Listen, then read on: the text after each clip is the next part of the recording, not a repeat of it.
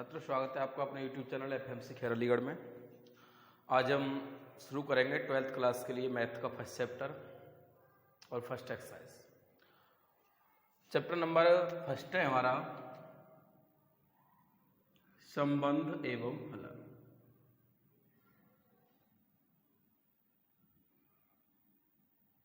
पहले समझेंगे संबंध क्या होता है। संबंध होता है किन्हीं दो या दो से अधिक संख्याओं का या वस्तुओं का एक संग्रह करके उनके मध्य में एक संबंध स्थापित करना ही क्या कहलाता है, हमारा यहाँ एक संबंध बनेगा। उन दोनों के बीच में क्या रिलेशन है, उसको जो कहने वाला कथन होगा उसे हम क्या कहेंगे, फलन कहेंगे। तो यहाँ हमारे फर्स्ट चैप्टर में 4 एक्सरसाइज हैं। वीडियो के साथ साथ में उसे नोट अवश्य करें और जितना आगे हो सके वीडियो को शेयर करें, लाइक करें, और कोई दिक्कत है, कोई समस्या है, समझ में नहीं आ रहा है तो कमेंट करके हमें बताएं। चैप्टर नंबर फर्स्ट में हमारे 4 एक्सरसाइज आती हैं। पहली आती है 1.1। 1.1 में हमें संबंध बताना होता है। यह 4 प्रकार के संबंध पढ़ेंगे: स्वतुल्य, सममित, संक्रामक और तुल्यता संबंध। सेकेंड एक्सरसाइज में हमें एक एकी आच्छादक और एक एकी आच्छादी ये पढ़ना है। इसमें 2 संबंध हमारे और होते हैं जो कि हमारे सिलेबस में आते नहीं हैं, बहु एक एकी। अच्छा, इसके पश्चात थर्ड चैप्टर हमारा 2 संबंधों का भी आपस में संबंध, यार के हम कहें 2 प्रकार के संबंधों का संयोजन, ये हमें 1.3 में पढ़ना है, जहाँ गॉफ, फॉग, फॉफ, इन चीज़ों के बारे में, इनका व्युत्क्रम, इनका प्रतिलोम, ये सारी चीज़ें पढ़ेंगे। इसके पश्चात 1.4 में हम द्विआधारी संक्रियाओं के बारे में पढ़ेंगे। तो हम आज शुरू करते हैं 1.1। 1.1 का कुछ बेसिक होता है, यानी हम बात करें संबंध की, तो संबंध जो होते हैं हम यहाँ 3 प्रकार के संबंध पढ़ेंगे। पहला आता है हमारा स्वतुल्य संबंध।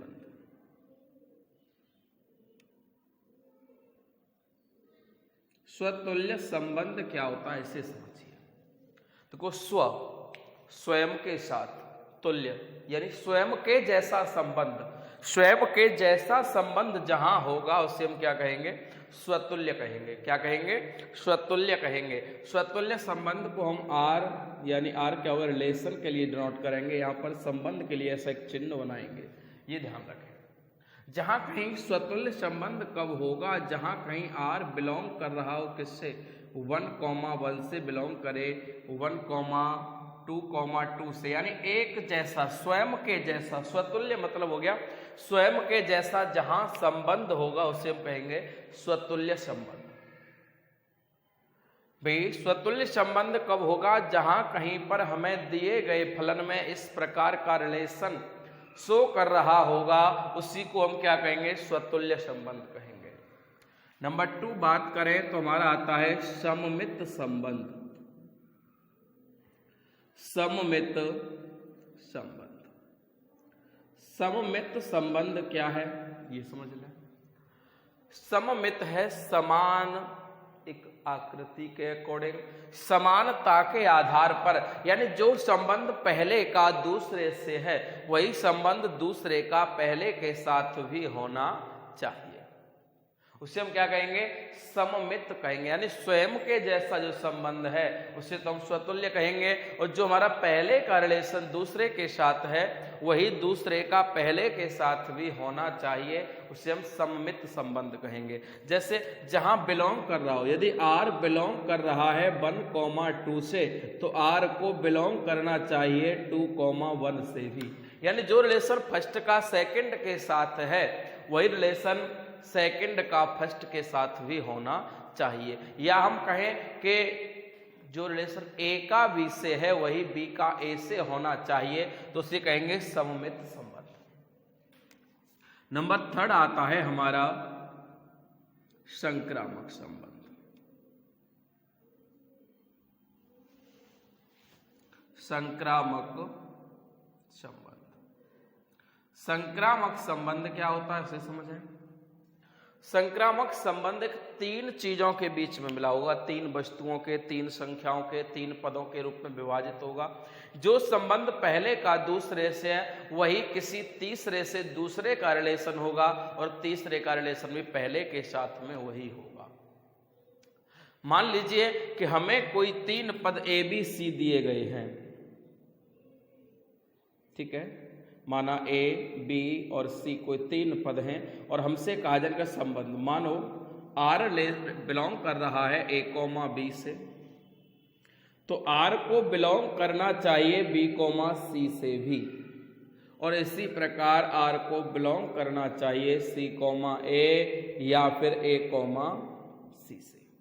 यानी जो रिलेशन पहले का दूसरे के साथ है वही दूसरे का तीसरे के साथ होना चाहिए और वही रिलेशन फिर तीसरे का पहले के साथ में होना चाहिए। ये क्रम यदि चल रहा है, ऐसा यदि कहीं देखने को मिलता है तो वहां कौन सा संबंध होगा? संक्रामक संबंध होगा।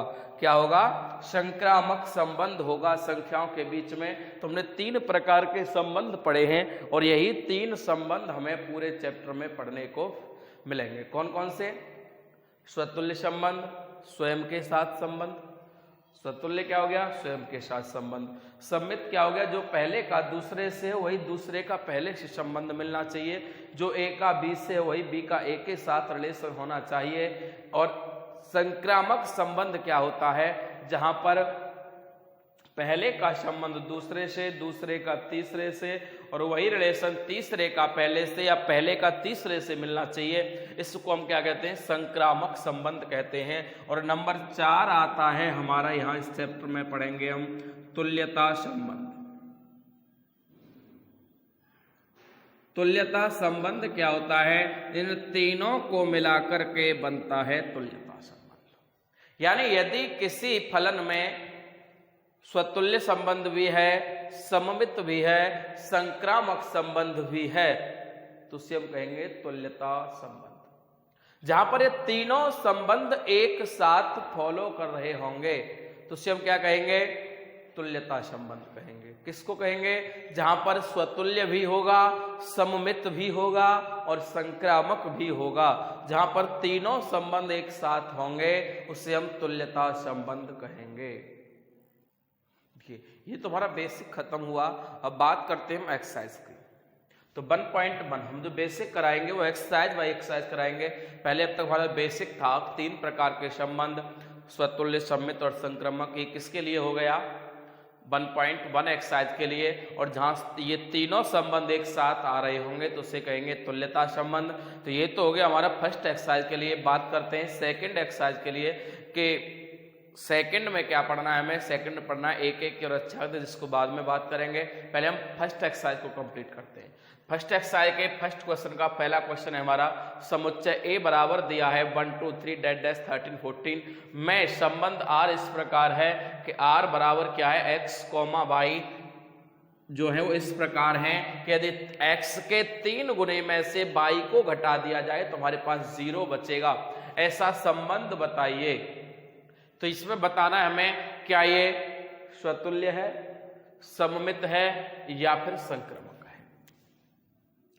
तो पहले हमें संबंध पे ध्यान देना है। संबंध कह रहा है कि x कोमा y जो है वो इस प्रकार से है कि 3x माइनस वाई और बराबर क्या आना चाहिए? 0 आना चाहिए।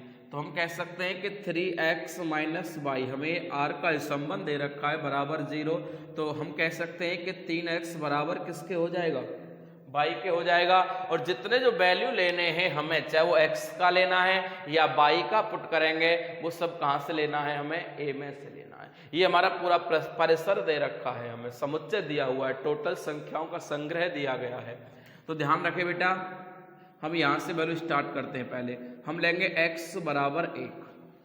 हमें x बराबर 1 लेना है तो ये रख लीजिए, यहाँ पर ये आ गया 3 मल्टीप्लाई 1 इक्वल टू वाई। तो ये आ जाएगा y बराबर कितना आ गया? 3 आ गया। 3 बन जा 3। तो हमारे पॉइंट्स क्या बने? 1,3 बना। भाई x का वैल्यू 1, हम इसमें वैल्यू पुट करेंगे x, y। हमें x, y दे रखा है तो x का वैल्यू आगे रखा जाएगा, y का पीछे रखा जाएगा। 1,3 आ गया। इसी प्रकार x बराबर 2 ले लेंगे तो 3 मल्टीप्लाई 2 इक्वल टू वाई, यानी y इक्वल टू क्या आ गया हमारा 6 आ जाएगा। तो हमारे पॉइंट्स क्या हो गए 2,6 हो गया। और हमें x बराबर 3 रखना है तो 3 यहाँ रखिए आ गया 3 मल्टीप्लाई 3 इक्वल टू वाई, यानी y बराबर कितना आ गया 9 आ जाएगा। तो इसके पॉइंट्स हो जाएंगे हमारे 3,9। इसी प्रकार हमें x बराबर 4 रखना है तो यहाँ रखिएगा इसमें ये आ गया हमारा 3 मल्टीप्लाई 4 इक्वल टू वाई, यानी y बराबर आ गया 12। अब x बराबर 5 रखेंगे तो 3 गुणा के 5 बराबर y, और y बराबर क्या आ गया 15। ये हमारे पॉइंट्स बने 4,12 और ये 5,15। ध्यान दीजिए भाई ये क्या बना, हम जब हमने x बराबर 5 रखा तो y का मान 15 आ गया, और हमने पढ़ा है क्वेश्चन में दिया गया है कि जो परिसर है वो 14 से आगे नहीं जाना चाहिए। तो ये वाला तो हमारा मान्य होगा ही नहीं। क्यों नहीं होगा? क्योंकि यहाँ क्या आ गया 15 आ गया, और 15 क्या है परिसर को क्रॉस कर रहा है, और परिसर को क्रॉस कर रहा है तो हमारा वैल्यू क्या हो गया इनवैलिड मान माना जाएगा। तो हमें केवल यहां तक की बात करनी है। अब टोटल एक संग्रह बना करके देखिए कि जो r का संबंध बन रहा है वो क्या बना है हमारा टोटल, वो बना है पहले पॉइंट बना 1,3 बना है, उसके बाद 2,6 बना है, 3,9 बना है, 4,12 बना है। क्या r बिलोंग कर रहा है 1,1? ऐसा कहीं दिख रहा है इसमें? एक जैसा संबंध कहीं पर दिखाई दे रहा है? नहीं दे रहा। तो r does not belong to 1,1 नहीं बना, अतः लिख देंगे स्वतुल्य नहीं है। r बिलोंग कर रहा है, देखो r में 1,3 दिया गया है, क्या r में कहीं पर 3,1 है? यानी जो रिलेशन पहले का दूसरे से है, फर्स्ट का सेकंड से है, क्या वो सेकंड का फर्स्ट से बन रहा है? नहीं बन रहा। भाई ये तो है बट ये तो नहीं है, नहीं है तो हम लिख देंगे अतः सममित संबंध नहीं है।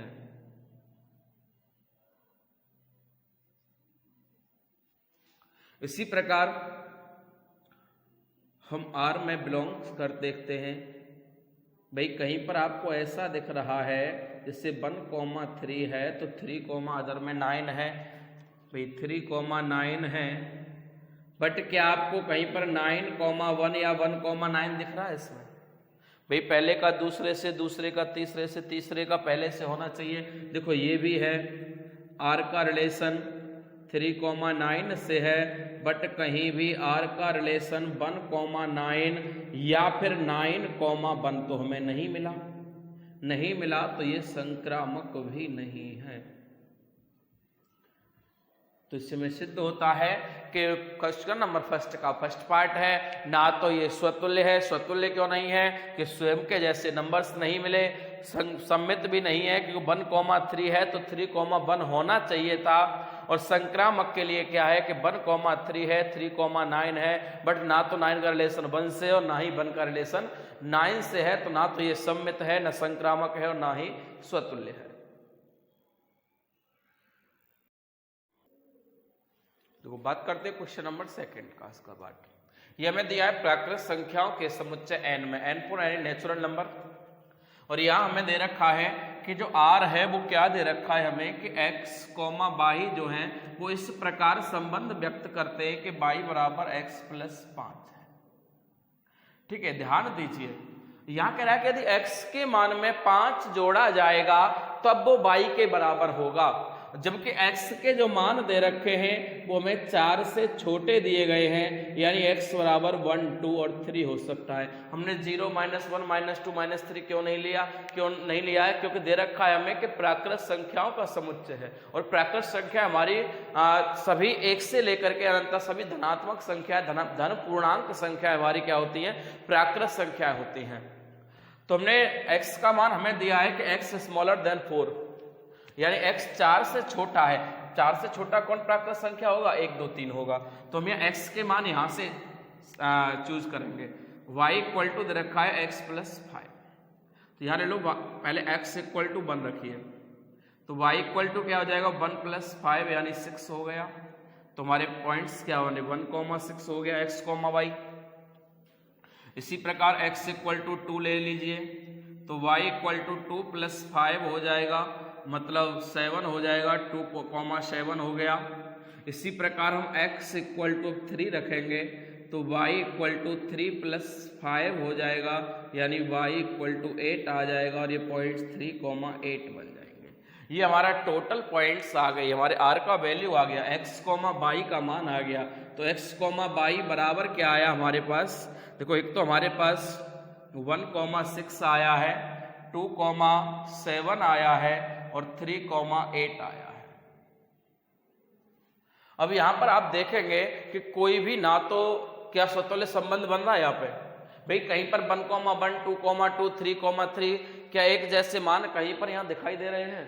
कोई भी मान हमें समान रूप से दिखाई नहीं दे रहा है। जब समान मान नहीं होंगे तो क्या होगा, तो यहाँ पर ये क्या होगा, ना तो स्वतुल्य नहीं होगा, भाई कहीं पर r बिलोंग कर रहा है 1,1 से नहीं कर रहा है, तो स्वतुल्य नहीं है, स्वतुल्य नहीं है। चलो r बिलोंग कर रहा है 1,6 से, क्या r बिलोंग कर रहा है 6,1 से? नहीं कर रहा है, नहीं कर रहा है तो क्या होगा, सममित नहीं होगा। ठीक है, आगे दिया है हमें संक्रामक देखना है, और संक्रामक के लिए क्या करना पड़ेगा, भाई देखो 1,6 है तो 6, कुछ आगे होना चाहिए, ऐसा हमें कहीं पर भी लग नहीं रहा है, तो लिख देंगे r does not belong to a, b, b, c, c, a, अतः संक्रामक नहीं है, संक्रामक नहीं है। तो ये ना तो स्वतुल्य है, ना सम्मित है, और ना ही संक्रामक है। क्वेश्चन नंबर 2 हमारा ये था, आगे देखें। तो ये क्वेश्चन नंबर 3 पार्ट इसका, हमें परिसर दिया हुआ है 1, 2, 3, 4, 5, 6 तक। यहाँ कह रहा है जो r का रिलेशन है, रिलेशन की बात कर रहा है कि x, y इस प्रकार है कि y भाज्य है x से, y भाज्य है x से, तो बताइए क्या ये सम्मित है, स्वतुल्य है, या संक्रामक है? तो ये चीज हमें यहाँ देखनी पड़ेंगी। पहले r का रिलेशन देखते हैं। रिलेशन क्या कह रहा है कि x, y इस प्रकार है, y भाज्य है x से। ठीक है, तो भाई देखो r का बिलोंग करें, हम इसको ऐसे लिखते हैं, भाई हमने x का मान भी 1 ले ले और y का मान भी 1 ले ले, तो हम कह सकते हैं भाई एक तो 1 भाज्य होगा 1 से। ऐसे हम 2 ले लें तो 2 भी भाज्य होगा 2 से, तो 2,2 भी आ रहा है, ऐसे ही 6,6 तक आ जाएंगे हमारे। भाई इस प्रकार रिलेशन बनेगा ना। ये कह रहा है कि y भाज्य है x से, क्या एक पीछे वाला एक आगे वाले एक से भाज्य नहीं होगा, पीछे वाला 2 आगे वाले 2 से होगा, तो ये क्या हो गया हमारा, जब इस प्रकार का रिलेशन बन रहा है तो ये क्या होगा, स्वतुल्य है, स्वतुल्य। अब मैंने कहा भाई सममित के लिए हम बात करें, सममित के लिए, तो सममित के लिए क्या होना चाहिए, जो रिलेशन पहले का दूसरे से है वही रिलेशन दूसरे का पहले के साथ होना चाहिए। यदि मैंने कहा r बिलोंग कर रहा है 1,2 से, यानी 2 डिवाइड है 1 से, यही तो रिलेशन हो गया, y भाज्य है x से, तो क्या 1 विभाजित होगा 2 से? ऐसा संबंध बन सकता है? नहीं बन सकता, क्योंकि हमारे आगे पूर्ण संख्या आनी चाहिए, पूर्णांक आना चाहिए, नेचुरल नंबर आना चाहिए, वैसे यहां पर है नहीं। तो 1 तो विभाजित 1 से विभाजित 2 हो जाएगा, परंतु 2 से विभाजित 1 नहीं होगा, अतः ये सममित नहीं है, सममित नहीं है। इसी प्रकार हम बात करें, चलो मान लिया हमने r बिलोंग करता है 1,2 से, यानी 2 विभाजित हो जाएगा 1 से। इसी प्रकार हम एक और पॉइंट ले लें, r बिलोंग करेगा 2,4 ले लें, यानी तो अगला पॉइंट हम ऐसे ले सकते हैं कि r बिलोंग करेगा 1,4 से। यानी 2 1 से विभाजित है, 4 2 से विभाजित है, तो 4 1 से भी तो विभाजित हो जाएगा। मैंने लिखवा चुका हूं कि 1, A, B, B, C, C, A हो या A, C हो, बात एक ही है। लास्ट वाला पॉइंट ऐसे मिल सकता है। तो देखो, पहला 2 विभाजित है 1 से, 4 विभाजित है 2 से, और 4 1 से भी विभाजित है। तो यहां कौन सा संबंध बन गया हमारा? A, B, B, C और A, C बन रहा है। तो हम लिख देंगे अतः संबंध संक्रामक है। अब यहां पर देखो, सममित नहीं है, स्वतुल्य है और संक्रामक है। 2 संबंध है और हमारा 1 नहीं है, ये ध्यान रखें हमेशा। यदि कोई भी फलन स्वतुल्य भी नहीं है और सम्मित भी नहीं है, तो वो कभी भी संक्रामक भी नहीं होगा, ये ध्यान रखिएगा। और दोनों में से कोई एक है तो उसके संक्रामक होने के चांस होते हैं। इस वीडियो में आज के लिए यहीं तक। अगले क्वेश्चंस को हम नेक्स्ट वीडियो में फिर कराएंगे। ये विशेष रूप से ध्यान रखें, इसकी थ्योरी को बहुत अच्छी तरीके से पढ़ें, क्वेश्चंस को ध्यान से समझें, साथ ही साथ अपनी नोटबुक में नोट करें। घर पर रहें, सुरक्षित रहें।